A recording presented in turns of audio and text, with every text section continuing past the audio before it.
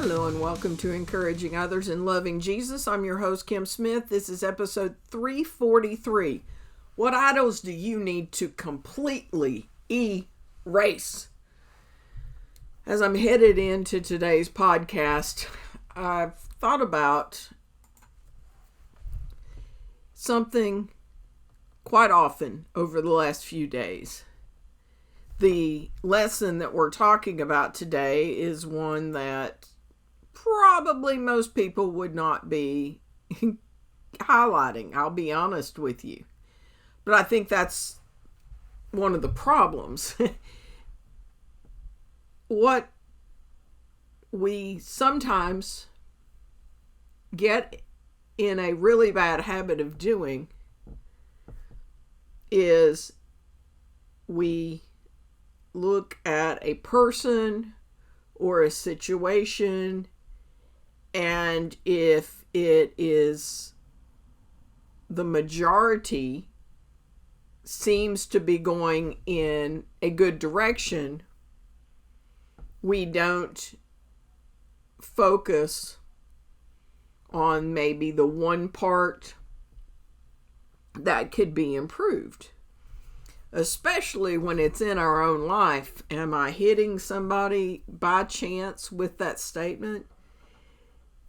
For instance, if you feel as though you are kind the majority of the time, if you go to church, as in a physical building or a home Bible study, you give some money to God whenever you can, like you can hear in my voice, like I think that we have a habit of maybe focusing on what we seem to be doing right, but that dark corner we refuse to clean out, that locked up room in our heart. And you've heard me talk about that before,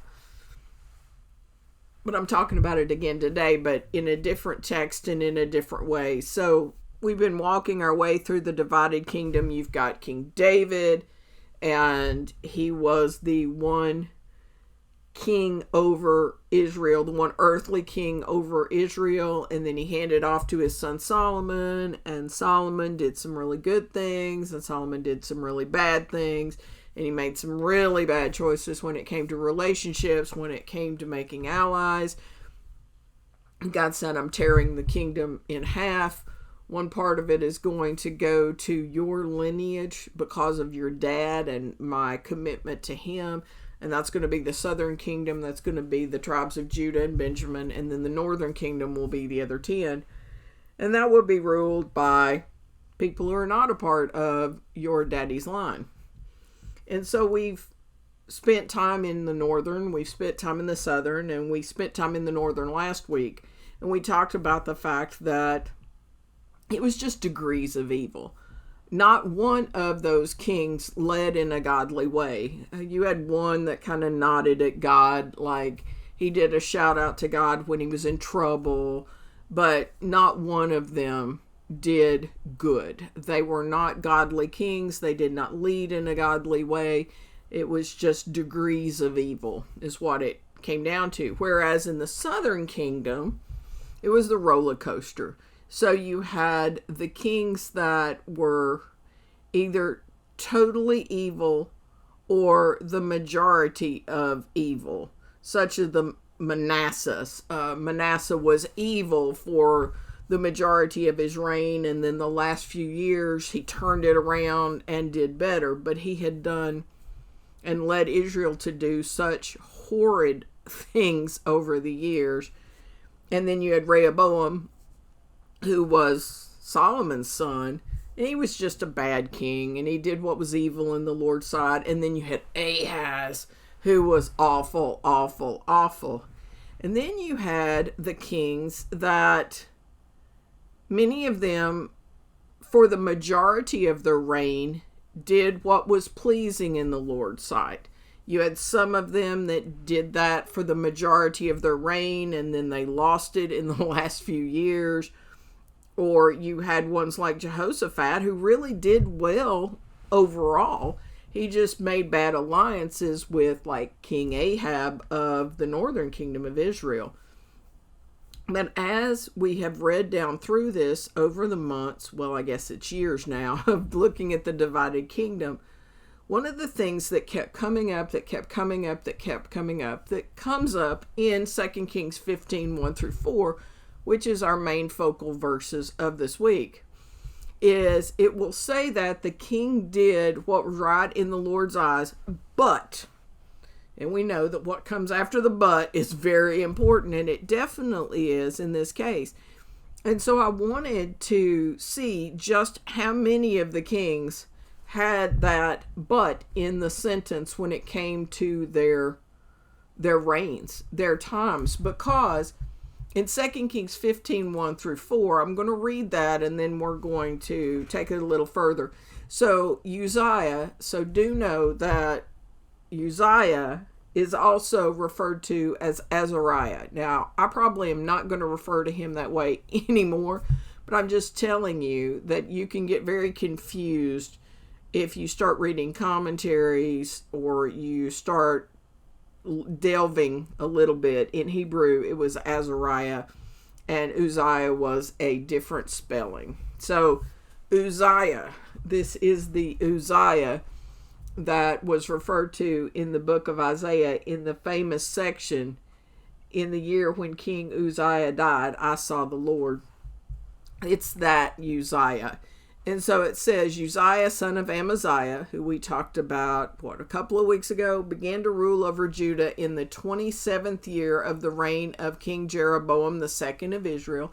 And we talked about him last week. He was 16 years old when he became king, and he reigned in Jerusalem 52 years. His mother was Jechaliah from Jerusalem. But here's where we come upon that part that we've seen over and over and over again. See if this doesn't sound familiar. He did what was pleasing in the Lord's sight, just as his father Amaziah had done. But, there we go, he did not destroy the pagan shrines, and the people still offered sacrifices and burned incense there.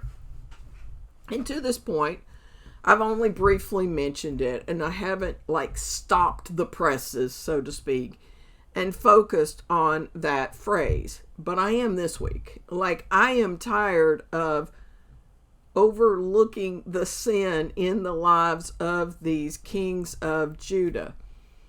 Because I think, it's sin.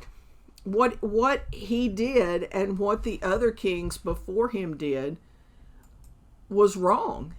It was something that God had told the people of Israel whenever they came into the promised land. He was very specific about the fact that not only were they to worship him and him alone, but they were to clean out all of the other idol factories, as I call them, when they came in, and they didn't do that. So who else have we seen besides Uzziah? Who have we seen that has this legacy of they did what was pleasing in the Lord's sight, but, well, King Asa, who again was a good king, but about the last 5 or so years of his reign, pride puffed him up. But he was one of the ones that did not remove the pagan shrines or the high places. And we're going to talk a little bit more about what high places are, because we haven't delved into that, and I really wanted, for my own benefit, to look at that a little bit more in detail. Jehoshaphat, who is one of my absolute favorites, he did well and did what was pleasing in the Lord's sight, but the pagan shrines were not removed, and the people still offered sacrifices there. He did remove some of the Asherah poles, which we'll look at here in a moment, but the high places persisted. Then we've got Joash, and he did what was right in the Lord's sight, but the pagan shrines were not removed, and the people continued worship there. Then Amaziah, he did what was pleasing in the Lord's sight, though not as wholeheartedly as David, but he did not remove the pagan shrines, and the people continued their sacrifices. And then we have Jotham. He did what was pleasing in the Lord's sight, following his father Uzziah's example. In other words, Uzziah is setting an example for his son, and it's not a good example. It says, but the pagan shrines were not removed, and the people continued their corrupt practices. So you've got three almost totally evil kings in Rehoboam, Ahaz, and Manasseh. You've got two kings who did fully remove the high places, and that's Hezekiah and that's Josiah. But then you have Uzziah, Asa, Jehoshaphat, Joash, Amaziah, and Jotham, who they did a lot of good things. They led Israel in a good way, quote, but they did not destroy the pagan shrines or the high places. So what in the world are the pagan shrines? Because in our day and time, unless you live in a place like India, for instance, that I've had the privilege of going to, you don't really have a concept of what in the world these high places are, or these pagan shrines. So in the research that I got with the help of Grok, I'll tell you that right now, that I use AI whenever it is going to be helpful, and I did in this case. And so the pagan shrines refer primarily to the high places, and they were elevated worship sites scattered throughout Judah and Israel. These were not always inherently pagan at first. Some may have originally been used for Yahweh worship because they were trying to not have to go to the temple. They tried to have more regional worship, which was not what God had called them to. But by the time that we are studying, it was all idolatry up in there. And so here's what we've got. The high places were often built on hills or mountains or some sort of artificial mound. I don't know if you've ever seen an artificial mound, but I think it's in North Georgia and in Mississippi. I've had the privilege of seeing some like burial mounds. And it's just kind of like a small hill, but it's just an elevated place. And so that's where these high places were. And on top of these high places, you might have altars for sacrifices. You might have sacred stones, which were these pillars that represented the different little g gods. You would have Asherah poles, which were wooden symbols of the fertility goddess Asherah. And sometimes you would have incense altars, or you would have small shrines. And what type of worship did you have going on here? Well, you would have the burning of incense. You might have the offering of animal sacrifices, or you might even have child sacrifices. During the time of Manasseh, it was just awful. And so in some of the places, they would try to blend some of the worship of the God of Israel with the Canaanite elements, and then they would also be like honoring Baal, honoring Asherah. In other words, it was just this absolute mixture and a mess of idolatry, which sadly we see today. So often you had sacred prostitution, which those two words just don't seem to want to go together. There's a reason for that. And then divination that sometimes occurred. So that gives you some kind of idea of what was going on. But let's just go back to when the Israelites came into the land. What did God say about these high places? What did God say that the people were supposed to do when they came into the promised land? So go back to Deuteronomy 12, 2 through 5. When you drive out the nations that live there, you must destroy all the places where they worship their gods. High on the mountains, up on the hills, under every green tree. Break down their altars and smash their sacred pillars. Burn their Asherah poles and cut down their carved idols. Completely erase the names of their little g gods. That's my interpretation there, just helping you to understand their gods. Do not worship the Lord your God in the way those pagan peoples worship their gods. Rather, you must seek the Lord your God at the place of worship he himself will choose from among all the tribes, the place where his name will be honored. What all did we get there? They were supposed to clear out any place that idol worship was occurring, and they were not supposed to worship God at any of those places. God was going to show them where he wanted to be worshiped. They didn't need to borrow leftover idol places in order to worship him. But we know they did. They did not tear down the pagan shrines, the high places. And God was not pleased in any way, shape, or form. And even though Uzziah, even though Asa, even though Jehoshaphat, even though Jotham, and I was trying to get back to the other one because I left off one, Amaziah and Joash, they did what was pleasing in the Lord's sight, but they didn't do what was necessary to take away an obvious standing temptation for the people. Like maybe those kings did not worship at those pagan shrines. I hope not. I really hope not. But the thing is, just because that wasn't a temptation to them did not mean it wasn't a temptation to the others in the land. And God had been very specific that he wanted all of that cleaned out.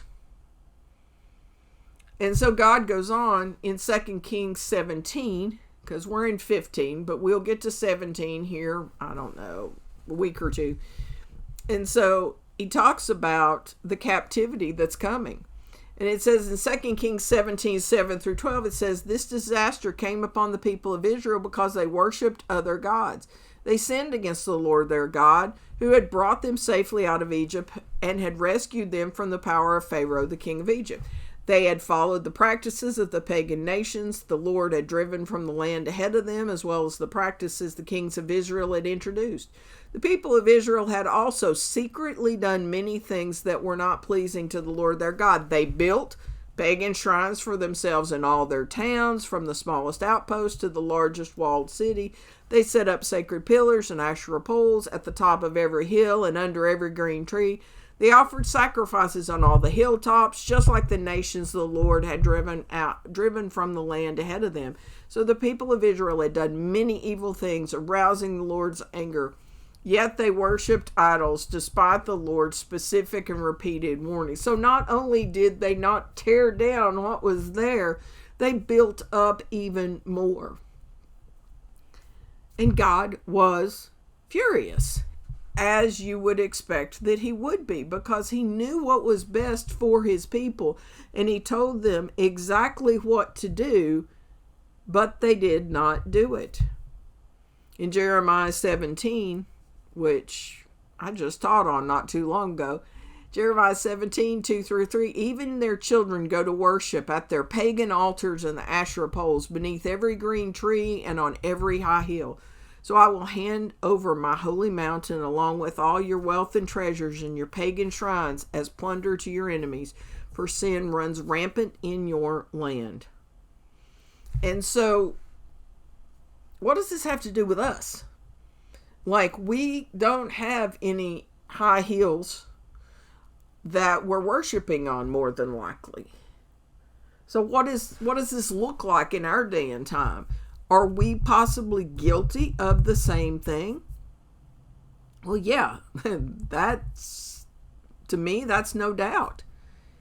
In the fact that what places of idolatry have you left untouched in your life? Like, what high place have you still left? Maybe you're not worshiping at that high place at the moment, but you've held it in reserve. You haven't completely destroyed it. But, the word but, if there's any place that comes to mind, and it doesn't have to be a physical place, understand that it could be a corner of your heart where sin is still crouching, that you have not opened the door and said, God, clean it out. And as we've seen in today's lesson, maybe these particular kings did not have a temptation to worship at the high places, at the pagan shrines. Maybe it wasn't a problem directly for them.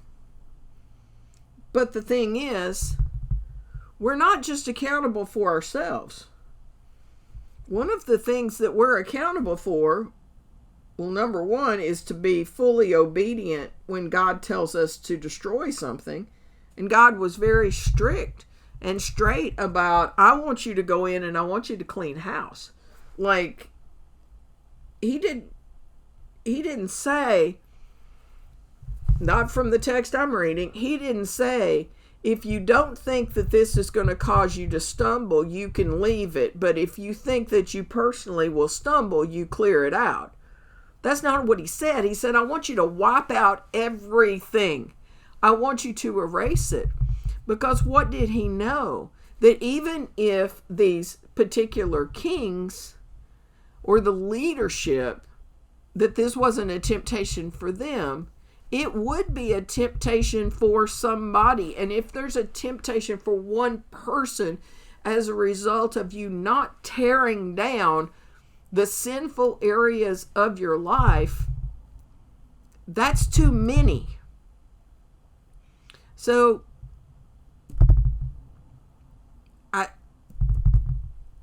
I'm just really torn up a little bit about this, because I just really wonder. So what places of idolatry do you need to destroy in your own life? What is God holding on to at the moment? What is he grabbing hold of in your heart and mind that you're going, but it's really not that bad. Well, I really don't do that anymore. I just have that stuff just in case somebody else needs it. Or I keep that in the fridge, but I'm not drinking it. Oh, I'd love to be able to have a face-to-face conversation with each of you right now.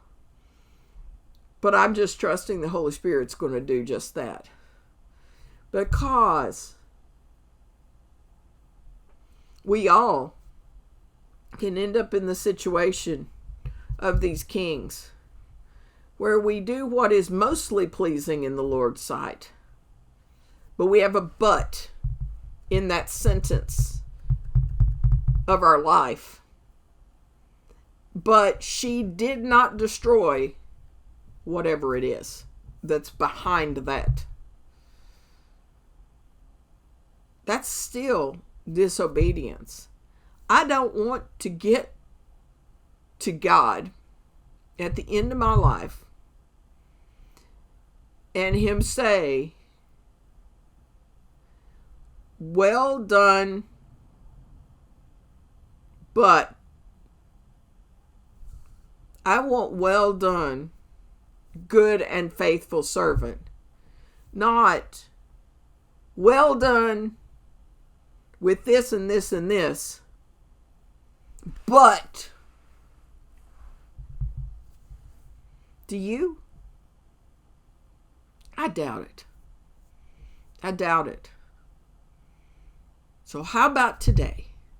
How about today you pray the verses that I often pray over you, that I am going to pray over you right now, and you mean it, and you really clean house so that you don't have a sentence that says she or he did what was pleasing in the Lord's sight, but you just have a sentence over your life and over your legacy that you are going to leave pointing to Christ that says she or he did what was pleasing in the Lord's sight, period. End of sentence. Headed to heaven, have left nothing behind to cause anyone to stumble. Dear Father, I thank you so very much for today's lesson. It's not one that I ever thought that I would be talking about, but that phrase has bothered me. Like every time I've read scripture, it's bothered me when I get to the but part of what they did not destroy. But dear God, they weren't the only ones. Because how many times have each of us had that closet in our heart that's still there, like as a just in case? Just in case for what? What in the world are we holding these idols or these areas of idolatry? What are we holding them for? Dear God, please search us all and know our hearts.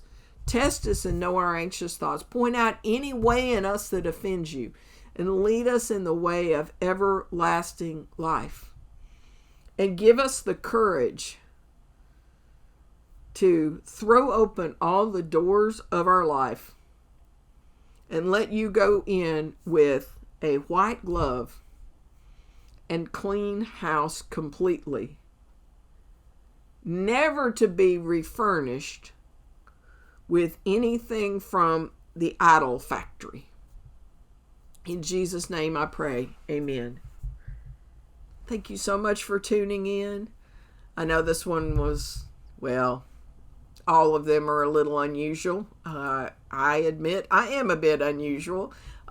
We're going to be skipping from the 2 Kings account. I only used just this one little section in 2 Kings 15 about Uzziah, because really there's not much that's said in there about Uzziah. It like skips his entire reign pretty much.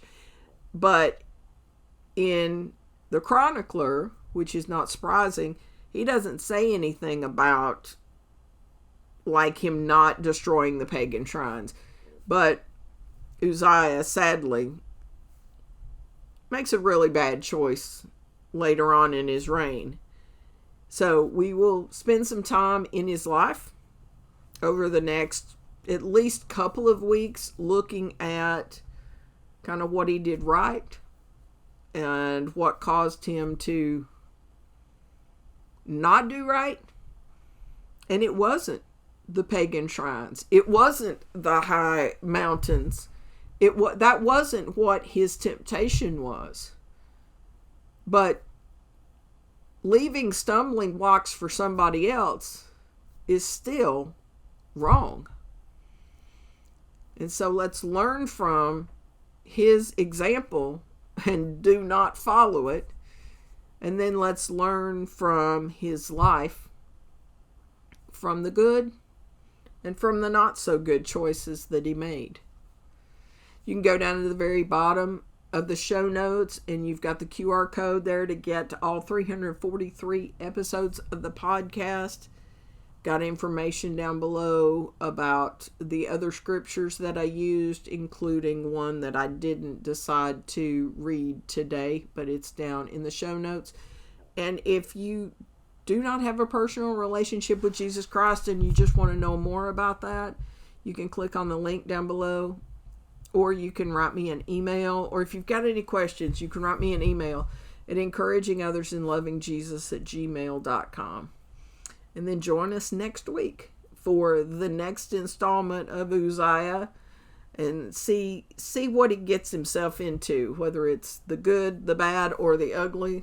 Let's just kind of follow along and learn from his choices and either follow the good that led him to do what was pleasing in the Lord's sight, or avoid the not so good that caused him to not not end